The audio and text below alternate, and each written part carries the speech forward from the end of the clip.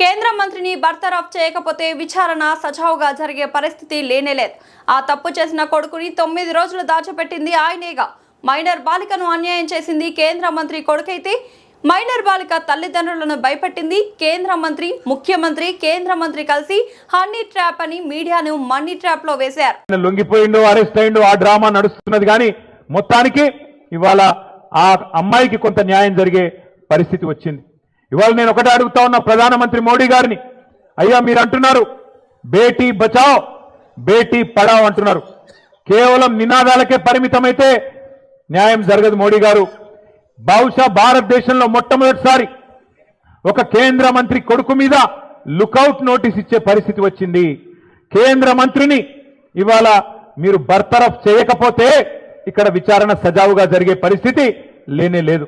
ఎందుకంటే ఆ తప్పు చేసిన వ్యక్తిని దాచిపెట్టింది ఎవరు? 9 రోజులు. ఎవరు దాచిపెట్టిండ్రు? ఆ కేంద్ర మంత్రి గారే కదా. ఇవాళ ఒక్కసారి దయచేసి ఆలోచన చేయండి. నిజంగా కూడా ఇలాంటి వ్యక్తులు పదవుల్లో కొనసాగుతూ ఉండడం అది తెలంగాణకే కాదు భారతదేశానికి కూడా అవమానకరం. మైనర్ బాలికకు అన్యాయం చేసింది కేంద్ర మంత్రి కొడుకైతే మైనర్ బాలిక తల్లిదండ్రుల్ని భయభ్రాంతులకు గురి చేసింది స్వయంగా కేంద్ర మంత్రి. ఆయననే పిలిచి బెదిరించి వాళ్లను మరి ఇబ్బంది పెట్టే ప్రయత్నం చేసినారు. ఇంత తీవ్రమైన కేసును నీరుగార్చే ప్రయత్నం చేసింది ఈ రాష్ట్ర ముఖ్యమంత్రి.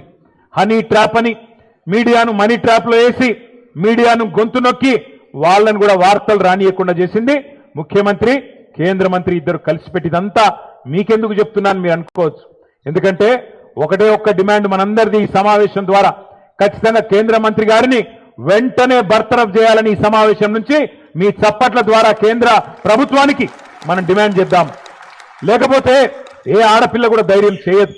రేపు తన మీద ఏం జరిగినా, ఏ అఘాయిత్యం జరిగినా ముందుకొచ్చే ధైర్యం చేయరు. పెద్దవాళ్ళు తప్పించుకుంటారు.